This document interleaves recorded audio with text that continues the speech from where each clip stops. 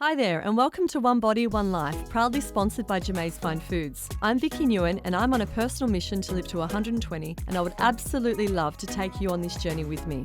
This fortnightly show is focused on longevity and understanding how we can all live longer and stronger through diet, exercise, lifestyle, nutrition, and so on. Each episode, we will uncover tips and tricks to living your healthiest and happiest life for as long as physically possible. I'll be chatting to the experts as well as people who have defied the odds and explore various treatments and modalities to help us all reach optimal wellness. So in this episode, I interview Nick Buettner, younger brother of journalist and writer Dan. The brothers spent years researching the areas of the world for the National Geographic and explored the places where people live the longest. These areas are called the Blue Zones. Together, Nick and Dan identified the Blue Zone regions and explored the commonalities between healthy individuals and their communities. Nick is not just an explorer. However, throughout his career, he has led 17 worldwide expeditions. He's also an edtech innovator and a passionate Blue Zone speaker. So Nick's role as the Vice President of Product for the Blue Zones is to bring the longevity lessons from the Blue Zone regions to a larger audience, namely 50 communities across the US and Canada, positively impacting the health of over 5 million people. So he does this through teaching the Power 9 principles of the Blue Zones, which are 1, moving naturally. 2, having a sense of purpose. 3, downshifting, so learning how to de-stress. 4, the 80% rule, where only fill your stomach up to 80% full. 5, having a plant-based diet. 6, having wine at 5. 7, having a sense of belonging or community. 8, loved ones first, having a real strong sense of family connections. And 9, having the right tribe around you. So we look forward to hearing more from Nick. So I'm super excited today, Nick, to learn more about these Blue Zone cultures and the communities and how they all live. So welcome to the show. Thank you for having me. I'm looking forward to it. Excellent. So tell us, you've spent so many years researching the Blue Zones across the world. What defines a Blue Zone? Oh, that's a great question. So what my brother Dan and I have done is travel the world to find the 5 communities where people have the longest longevity, lowest rates of middle-age mortality. They're reaching 100 at rates 10 times higher than they're doing it here in America. But I think more importantly, they do it with a lot less disease than we tend to have here in America, I think in Australia as well. These 5 communities are the hotspots, which we define as the Blue Zones. Amazing. So where are they? There's one in Loma Linda, California, here in America. Yes. Costa Rica, in the Nicoya Peninsula of Costa Rica. There's one off the coast of Turkey, a Greek island called Icaria. Yes. In Sardinia, in Italy, and in Okinawa, Japan. Beautiful. And we actually went there with demographers and experts because sometimes somebody might hear about that place in Russia where they're reaching 100 or 150 years and they're smoking a pack of cigarettes a day and drinking vodka. Well, we actually go there with demographers. We went in there with physicians and schools from public health to actually make sure demographically confirmed that these geocentric populations did indeed have the highest rates of longevity. Amazing. And the highest rate number of centenarians. That's incredible. And so is there a common, are they all mountainous or seaside areas? It's kind of all over the map. Icaria, it's kind of a little bit mountainous, and as well as Sardinia, they tended to be shepherds that kind of move their flocks.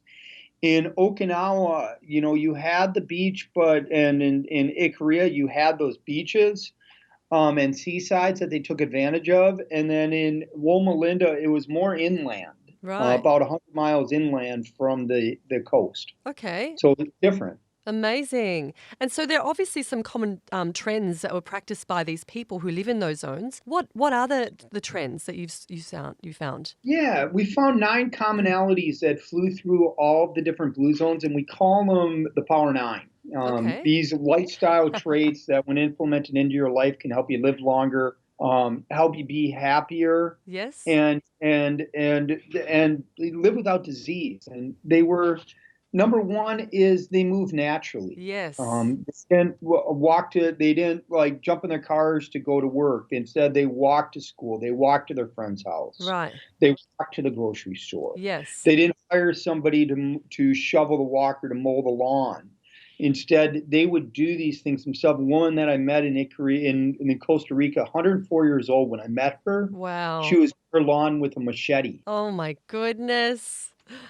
I can only Um, hope to be that fit at 104 with all that Right? energy. Well, I actually just felt blessed because my dad as a kid didn't make me mow the lawn with a machete. He actually gave me a lawnmower. Well, I mean, the whole reason for this show is because I had a great aunt who lived to 108, and I'm on a personal mission to live to 120. So I love hearing stories like this. And so tell us, so obviously moving in natural ways, I mean, obviously for us living in this modern world where we're driving to work and we're sitting at our desks all day long, we're so much more challenged, hence the reason why so many of us need to go to gyms. So is it also about what they don't do? Um, They don't have to sit in their yeah. cars. So one of the things that I noticed, and we can come back to the other Power Nine, but Yeah. in all the Blue Zone communities, I never met somebody who woke up one day and said, I'm 50 years old and I want to make it to 120, and I want to do that by going to the gym. So I'm going Yes. to get a membership. And I didn't Yeah. meet anybody who said at 50, you know what, I want to do a Blue Zone diet. So Yeah, I make yeah. it to 100. Yeah. Longevity was never something they pursued. Okay. Instead, it ensued because of their environment. Their Amazing. environment was set up to allow them to walk, to allow them Yes. to bike, to allow them to do these things. But here in America, I know, and from my travels in Australia, you see the same thing. Is we're building communities around cars, around the Yes. need for cars, and the Yes. need for us to be inconvenient, for us to have convenience. Absolutely. Well, So in Okinawa, they don't have chairs, so they'll right. get up and down off of the ground. You Yes. they don't have in the Nicoya Peninsula of Costa Rica, when they make the corn tortilla shells, they're not making them with a food processor in the living room. Instead, they have the metate, and they're doing it by hand, and they're grinding the corn. So Yes. they're doing that movement naturally because that is how their environment is set up for them Yes. to be able to move. They don't have remote controls for their TVs. Exactly. Like think Amazing. And so obviously, so was that the most common thing you found, the movement in natural ways? Were there Well, that other? was one of the nine. Right. So the other one is, and I kind of look at it around this downshift, is what they did is they had these simple techniques to help reduce stress. Yes. Stress in our life, when you're stressed, it creates inflammation. And Right. that inflammation is tied to most age-related diseases. Absolutely. And they just have these simple techniques to help kind of just take that breath. And whether in Loma Linda, it's Seventh-day Adventists, they pray, Yes. to take that break. They would do walks, they'd nap, they do happy hour in Sardinia, which was Yes. by far my favorite. Of course. But that one. The other thing they did, and I find this one really interesting as well, is they had a strong sense of purpose. Yes.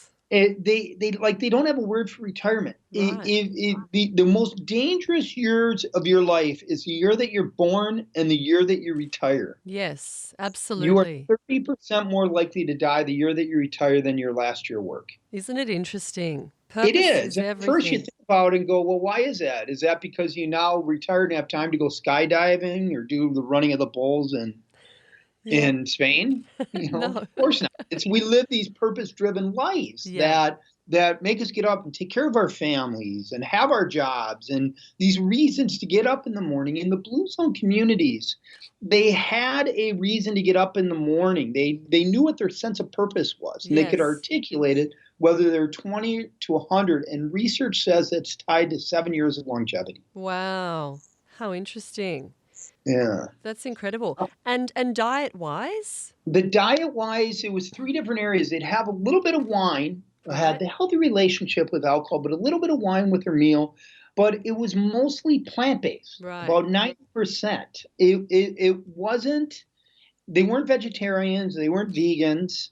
But if you look at their plate, that protein was smaller. They'd Yes. only have it about the size of a deck of cards, and they'd only eat it about 4 or 5 times a month, but more use legumes and Yes. vegetables and really those green, leafy green vegetables, you know, Right.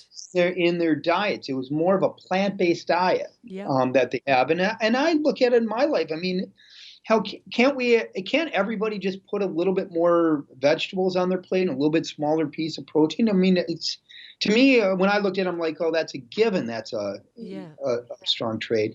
And the last thing was their caloric intake. In Okinawa, they have this term called harahachi bu, Right. which means I'm only going to eat till I'm 80% full. Yes. I love that. Yes, and they had these techniques set up to reinforce it. Yeah. So instead of like loading your plate, your table full of foods, they would pre-plate their foods Yeah. before they sat down. So this is how much I'm eating, and it helped them control their caloric intake, which I Yes. think is it's one of those things that are creating obesity and creating diabetes and these diseases that we're having later in life. Yeah. Places so much stress on the body, doesn't it? Yeah. So, and what about, you said, I mean, obviously it's mostly plant-based, small amount of meat. Is it meat that they're, they're fishing for or they're farming themselves? Like, talk to me about that. Yeah, it was. They did eat fish, fish less than 3 times a week, Right. and meat less than 5 times a month. Right. Okay. And the meat they tended to do, like I remember in Ikaria, Greece, Yes. one of the times they had these festivals where they come together as the whole community will come together around the food, and they'll Yes. usually take the food and boil it, and then everybody will get a portion of it, and they'll do these big potluck celebrations as a Right. community that brings the whole community together when they sacrifice a goat or when they sacrifice a pig to Yes. eat it. So it's more of a celebration, you Yeah, know? it's beautiful. It's very ceremonial. That's right. That's amazing. And what about, obviously, sugar is not something that they consume either, or dairy very much? No, no, very little dairy. And when it comes to sugar, you know, we here in America, last time I researched it, and again, I don't know the exact numbers in Australia for your audience, but in America, we add about 50 pounds of sugar on average to our diet every year. Isn't it ridiculous, honestly? Think about Mm. how much that is with It's your Coca-Colas and what we're adding to your our processed coffees and foods. Yeah. teas and all that other stuff. What they would do is their sweeteners would be more natural. Yes. Honey, Yep. for example, Yep. would be those things that sweeten. They don't add sugar to their diet. Yes. And dairy? Dairy, very little, and if they're dairy, well, it wasn't cow dairy, but it would be more what we found is more like goat cheese Yeah. type dairy, which is higher in omega 3s Right. than the cow dairy. Okay. So so that dairy piece was focused on there, and again, a lot less, maybe 1 or 2 eggs a week. Right. So again, a lot less than we tend to eat. And I'm just telling you what the research said and what they did. Dan and I worked on a book a few years ago, or Dan led the development of a book, The Blue Zone Solution, a couple of years ago, which kind of really, where we did a metadata analysis of all the blue zones and their diets, and that's where all of this is coming from, right? Amazing. And what about hydration? Is water something that they're conscious of? No, it's not really something that they're conscious of. I think the other piece that I think was really important in the Power Nine, the last 3 areas, it's where how they came together as a community. Yes. They were really focused in their family. As you age, you weren't just dropped off in a home to die, but you were surrounded by family. You'd move into your kid's house, Yes. and surrounded by love all the way through your life. They tended to stay married, and they invested in their kids. They invested in family. Beautiful. So they've really Yeah. got that sense of tribal group that supports them and upholds the value. Well, and that's just the family. The Right. other two pieces where they had a strong sense of faith. Okay. Blue Zone's huge fans of faith. Right. Don't care what your faith is. Okay. All but 2 centenarians that we met in all of our travels was founded in their faith, so grounded in their faith. Amazing. There's 2 universities that came out that said people that have a strong sense of faith and show up at least 4 times a month live 4 to 14 years longer. Wow. And we don't care what your faith is. I'm just telling you what the research said, both ours and that other research was done by Duke and Harvard University. Interesting. Yeah, so that's a good be. And the last piece of what you started talking about, your tribe or your group. According to the Framingham study, if your three best friends are overweight, if your three best friends smoke or Yes. drink too much, there's a 150% chance that you do as well. Right. Exactly. That it's actually flow through a community in the same way a virus or the common cold does. Right. You know? So how do you surround yourself with people that are reinforcing healthy behaviors? And I know right now a lot of your listeners are starting to jot down those people that they're going to kick out of their life. Before you do that, you also need those friends that when you're having that just really bad day, you can pick up the phone and give them a call and Absolutely. answer, and they'll listen to you because Yes. you need that support as well. In Okinawa, that was one of the things that I walked away around this concept of Moais. When you're about 5 years old, your kids will put you in, or your parents will put you in groups with other kids your age, and the parents will cultivate those relationships. Yes. So when you reach 20, they have the foundation to last a lifetime. I was able to meet a group of 4 ladies, average age 97, or Yeah. average age 102. Yes. They've been friends since they were 97. Amazing. And I asked one of the women, what does this kind of friendship mean to you? And she goes, the first thing I do when I get up in the morning is I slide open my front door and I look out. Yeah. And I see whether or not my friends' doors are open. And if they are, I'll go out and check on them. Aw. So you're growing old without isolation. You're growing old with Yeah. a supportive network that's helping you out when you're having that bad day. Yeah. So loneliness or depression are not something that these people are used to experiencing, right? No, and maybe something your audience didn't know, and again, I apologize for using this stat because it's an American stat. I don't know how it translates, but here in America, 25 years ago, the average American had 3 best friends. Yes. That's now down to a friend and a half. Yeah, right. I believe And that. I'm willing to guess with social media and everything else that's going on, you're seeing the same kind of traditions happening in Exactly. Australia. Well, we There's don't a even know lot. our neighbors these days. Yeah. And for people that, if you have less than 3 friends, you're defined as lonely. Yeah, And the right. impact that that has on your body is about the same as smoking 20 cigarettes a day. Goodness. So, Wow. how do you create those intentional social networks that break down isolation, that give you that support when you need them? Yeah, Right? right. Exactly.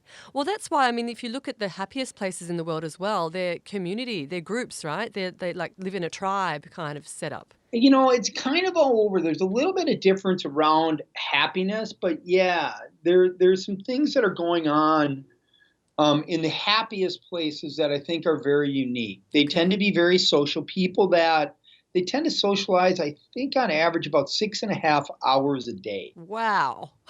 We wouldn't get any work done. No, well, it's not all bad. That's great. No, so tell me, just touching back on the health, like the 9 trends, I guess, is one of them or part of it like cleansing or detoxing their guts or fasting at all?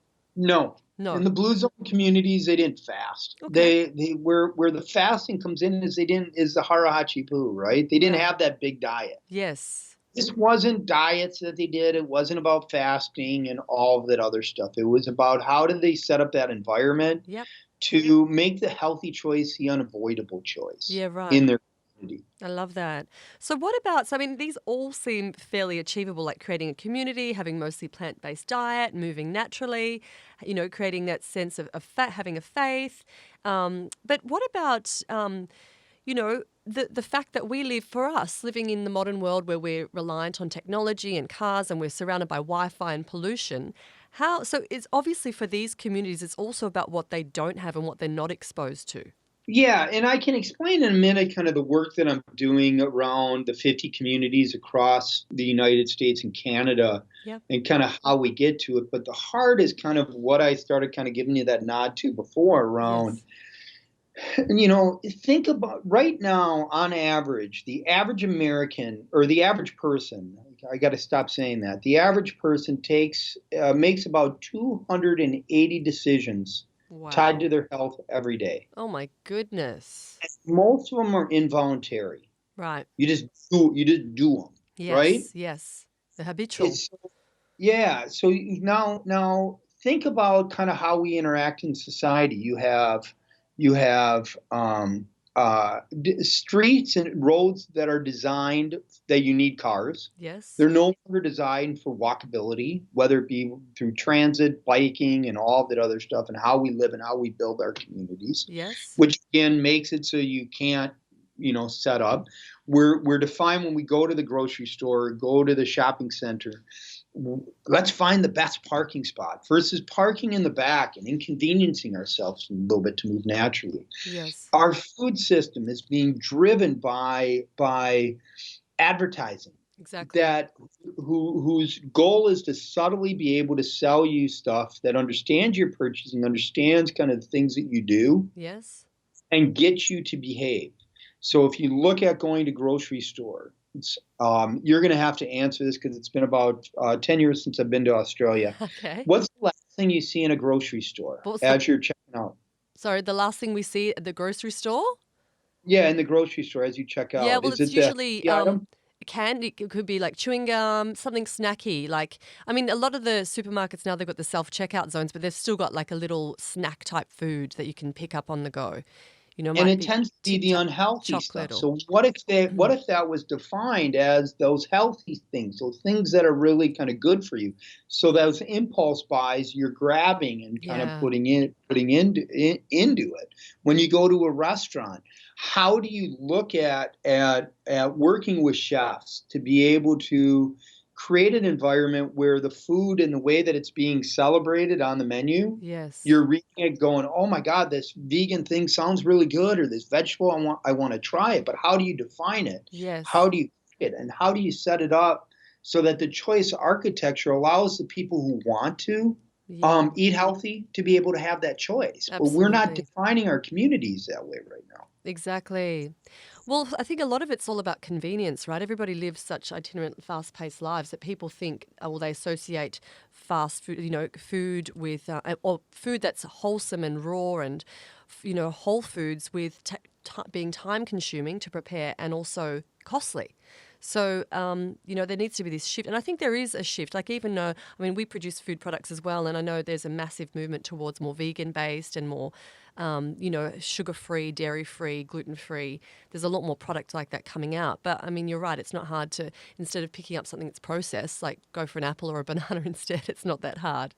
Yeah, well, one of the things that we're doing with communities is thinking through the whole food system. Yes. So if you think about it, number one, you have to know what's good for your body, right? Yes. You have to have the right rituals around how you eat. Are you eating sitting down with a family with the right portion sizes and a well balanced meal? Right? Or are you ordering your food by number as you're going through the drive through or the fast Yes. food restaurant? Yeah.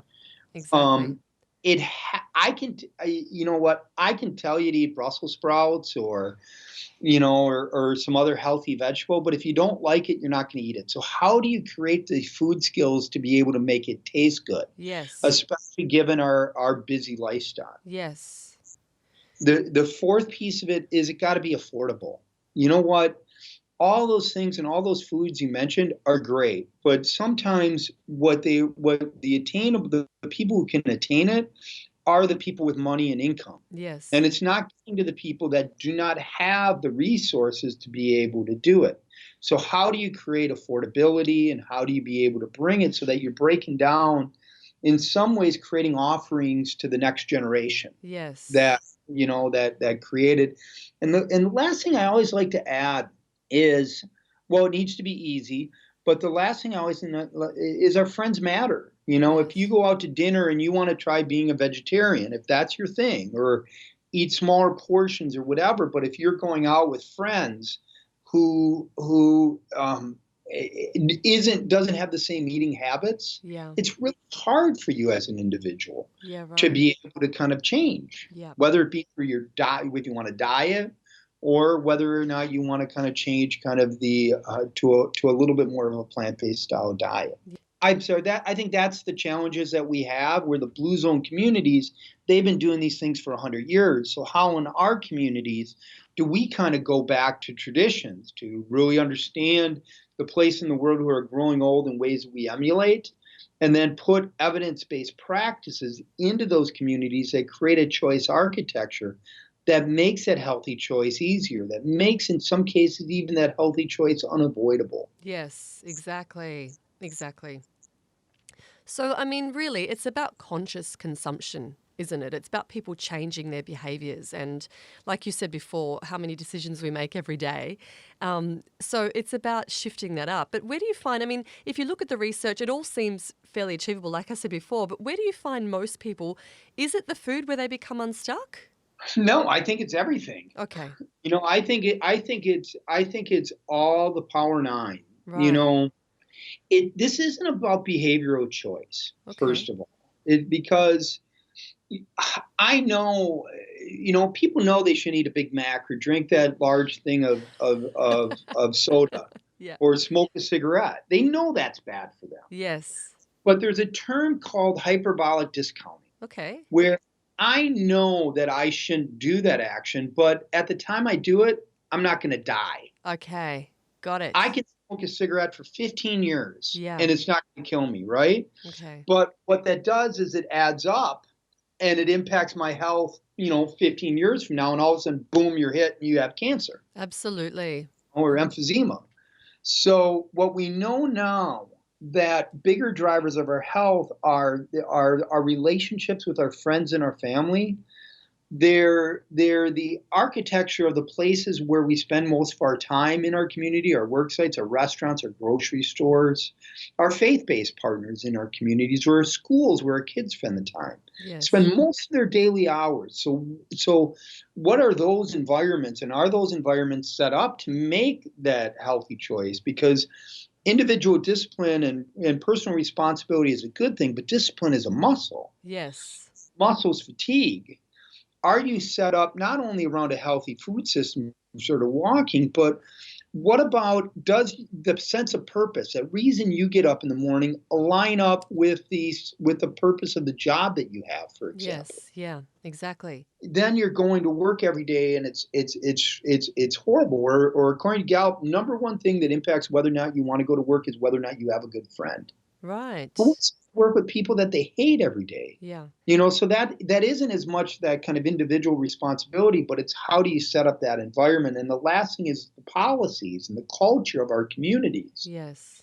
How do you set that up so if you can do the people, place, and policy, what you're doing is putting people on a treatment plan without them really, with ubiquitous nudges, so that they don't even know that they're on that treatment plan. Yes. Yeah. And I'm not saying we change our society to this utopian where nobody can eat meat or all this other stuff, but how do you create a choices in an environment where that healthy choice is easier for those people that really want it? Exactly. It's such a holistic approach, isn't it? So what about for yourself? I mean, obviously, when you had a look at the data and you saw what what do you call them, the Power Nine are, how did you change or alter your life to assist with your longevity plan? I started drinking a lot of wine. But obviously, so let's talk about that then. So the wine that they have, it's homegrown though, right? It's home pressed, organic grapes, Yeah, yeah. In Sardinia, it's a wine, and in Korea, it's a wine that is made from local grapes called Kaninao. right? You had it tested; it has higher antioxidants Okay. as any other wine. Those polyphenols, Yes. any other wine. It's really good for you, and it's also the way that you drink the wine tied to the foods that they eat. It really helps individuals with their glycemic index. Okay. But the bigger piece that I'd like to say about it was when they came together with the wine, it wasn't somebody sitting at home and, drinking a bottle. It was the socialness of it. How did they Yes. come together with their friends to be able to create this kind of social environment that created that longevity? And it's same with their meals. They weren't eating meals because, oh, I got to eat my meal now because I'm hungry. They were celebrations. Yeah. It seems like, I mean, a lot of it's quite time consuming as well because everything is, like you said, it's ceremonial. So, um, I mean, yeah, I guess when you talk about it like that, for us, it seems that part of it seems unachievable because most people are pressed for time and even to align your calendar with your partner's calendar can often be challenging. Why So, why are we doing that? Yeah. Are we doing that because we have to do it, or are we doing it because the architecture and what our purpose and what we believe we need to be doing is tied to that? And I don't know. I mean, it could be both, but what I'm saying is it's also our environment, right? Yeah. Our bosses and our environments are set up to say we need to drive our work and work 80 hours a week, and we need to get up every morning and have the biggest house and the nicest car and all of this other stuff. When is there another way that allows us to be able to follow our purpose and to Absolutely. be able to link it to it? And again, that's an individual thing, Yes. right? It's an Yes. individual thing because some people do find their purpose in their life Yeah. with that work and to be able to do it. But if it's creating stress, it is going to impact your health later on. I mean, it's just what it is. So how do you balance that, right? Exactly. So going back to the wine then, so what about quantity? Is it a small, not like, You they're not know, polishing off a yeah, bottle. according to research, it's one or two glasses Okay. every day, depending on Okay. your size and whether you're male or female.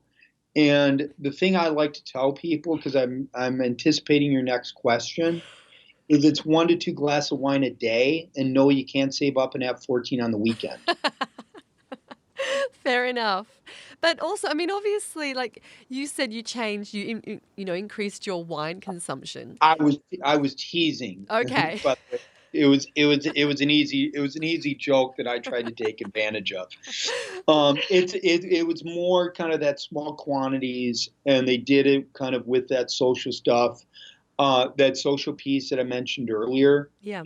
What I really the one thing that I one of the first things I do a bunch of things tied to the blue zones, but I connected with my father, and Yes. every summer here in Minneapolis where I live, I do a garden Wow. where I'll spend time with him to actually get on my knees, and and gardening for just for people is a really good form of exercise Yes. because you're up and down. It's really low impact on your joints compared to running a marathon or Yeah. doing some of the other stuff. It is a very good, and it's also therapeutic from the mental standpoint, right? Okay. Yeah. To be able to go through into downshift.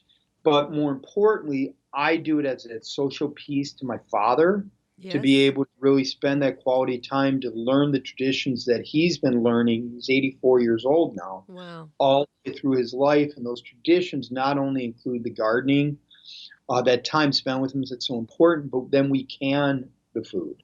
Yeah. So Right. all year long, I have it, and we, exchange recipes and stuff like that Beautiful. with it It's a as gorgeous well. thing to do. Yeah, that was the biggest. That was one of the intentional things that I did. And again, it's tied to my environment, right? So I'm tying it to my father. I'm tying it to how I spend my time versus sitting at home and watching Keeping Up with the Kardashians on Yes. TV. I'm surrounding myself with these intentional relationships Yes. that I also feel responsible for, right? So if Yeah. I don't show up, not only do you have a lot of weeds in the garden, but I feel I let my father down. Yes. Yeah. So it's creating this piece that also makes me accountable to that action due to the environment of it. Yeah. Right. That's beautiful. Amazing. And so what about, so for you, that does that serve as, would you say that's part of your purpose and your community all in one, that activity? It's tied to, for me, it's tied to, if you look at the Power Nine, it's tied to family, Okay. and it's also tied to purpose. I get my and social because I get my purpose in life out of the relationships of the people that are around me. I travel about 220 days a year, Wow. That's a lot. so when I'm home, it's important for me to be grounded Yes. with that stress and grounded with all that peace. And I ground myself by spending time with my parents, and I have 8 godkids and my friends Wow. and that stuff.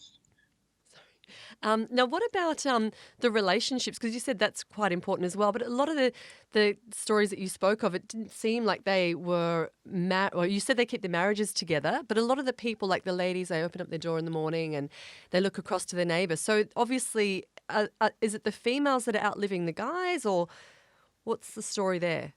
No, that's a good question. It changes. So in Okinawa, women outliving the men.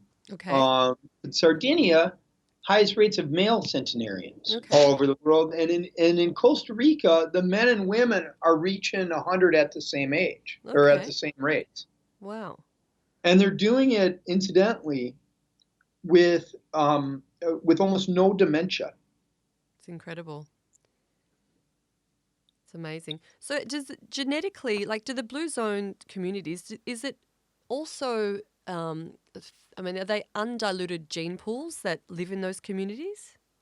Yes, but I don't know what that impact really means. Okay. Well, in some ways, in Loma Linda, not so much. There is people coming into to it, but there's a story that my brother Dan, did not too long ago about. So I mentioned earlier about Costa Rica, almost no dementia. Yes. Same thing in Ikaria, Greece, almost Okay. none. Wow. Right. So what there's a story about somebody who moved to Ohio, Right. and after they moved to Ohio, this woman, she lived in Ikaria for 40 years of her life, moved here and age 60 got dementia. Wow. So to me, it starts minimalizing the impact of genes Yes. Okay. versus the environment. There's another guy we met named Stamanites, saying Ikaria, same thing. He moved to America at age like 20, got married in New York, lived with a wife, had a couple kids, was a painter, ended up moving down to Florida and retired at 62. And 3 years later was diagnosed with cancer. Doctor said, you're going to die. Goodness.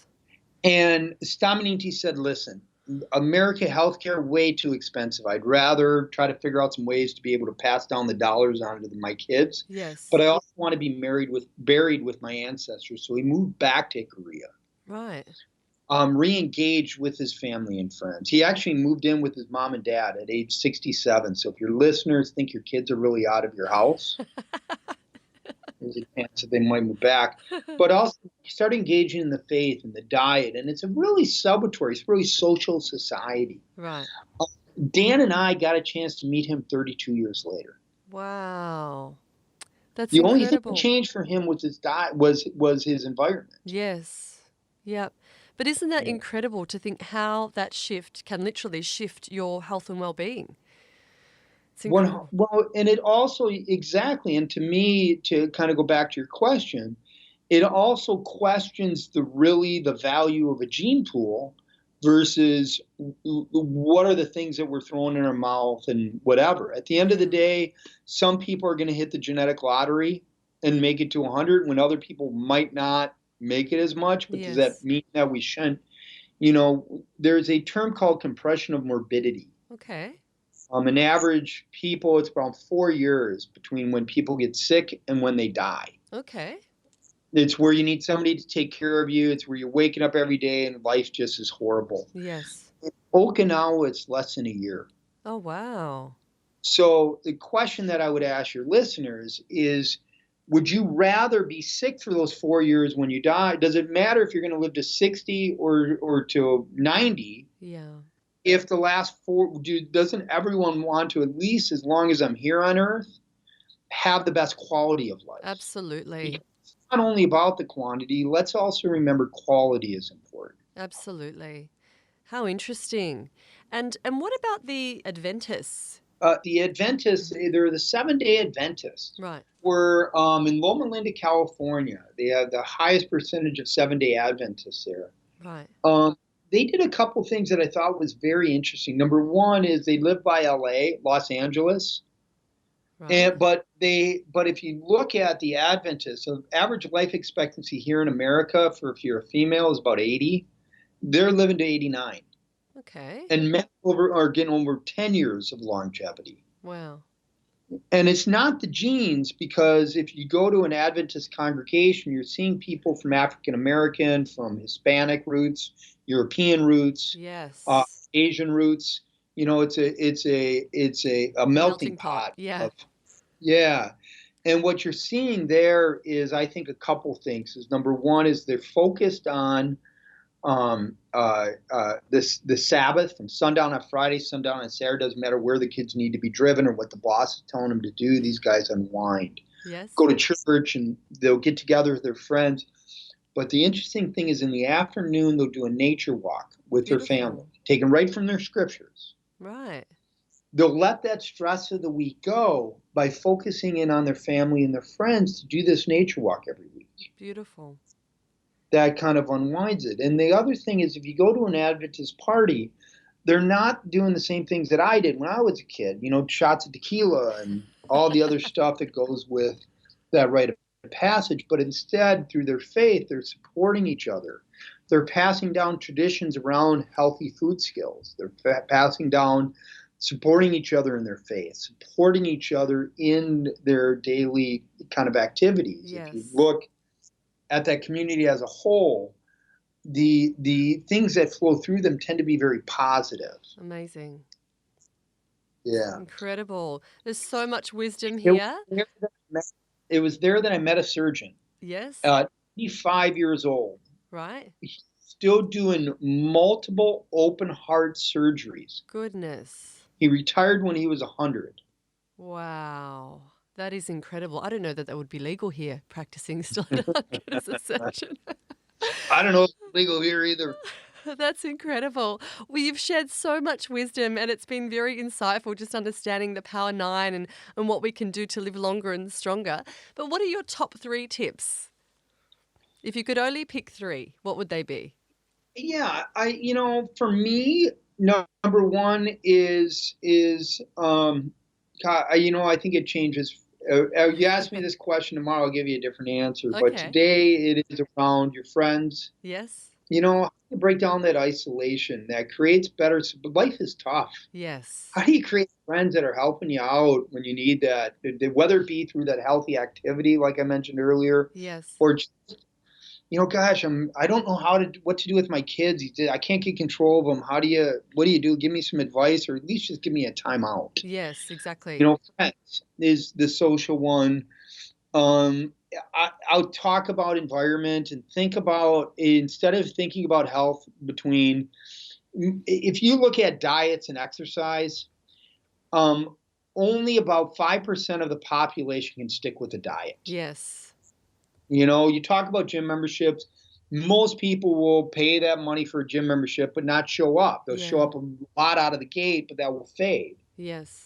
So instead of thinking about that, think about how do you set up your environment to make that healthier choice easier, to make that dieting easier, to make that exercise easier, versus focusing on that individual discipline. Yeah. Think about your choice architecture in your daily life and what you're doing. It becomes a lifestyle.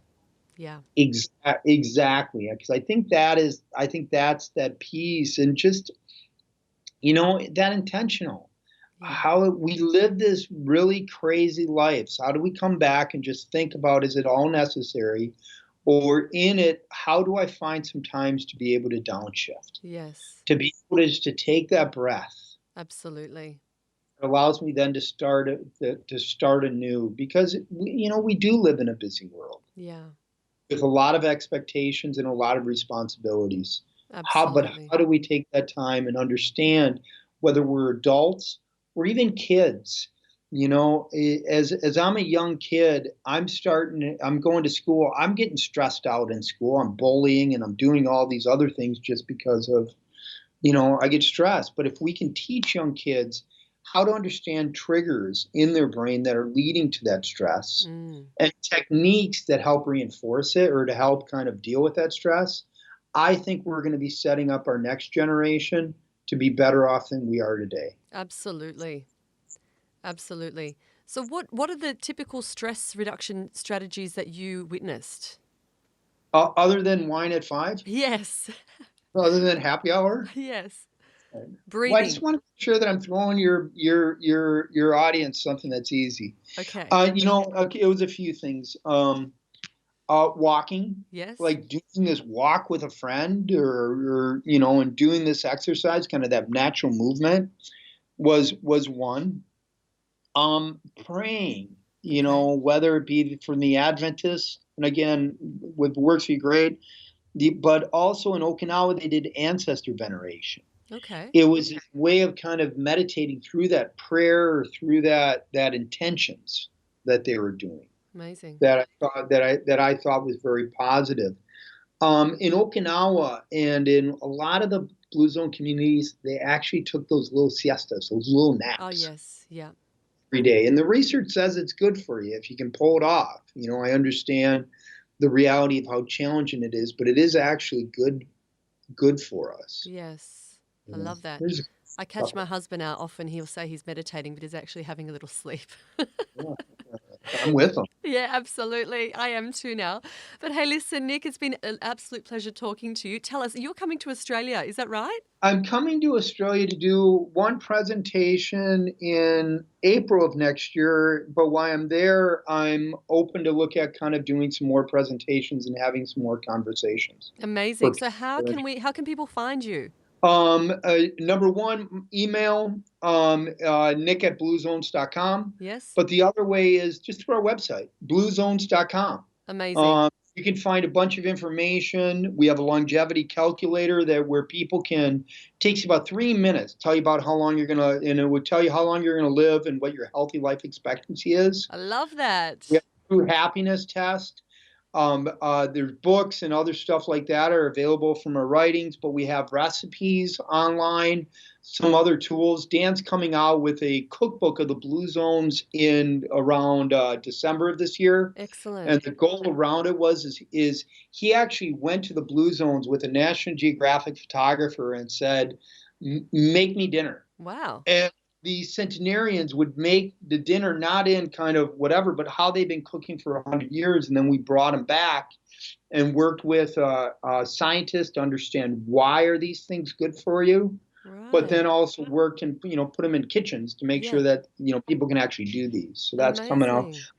Bunch of tools like that online, as well as information around how do we do our community transformations are there as well. Been an absolute pleasure, and enjoy. We'll hopefully catch up with you when you come to Australia in April next year. Thanks so much for joining me today. I really hope you enjoyed this episode as much as I did. Don't forget to subscribe to this podcast and follow me on our YouTube channel, One Body, One Life, to see more inspirational videos to help you reach optimal wellness and longevity. But until next time, don't forget, you've got to nourish to flourish.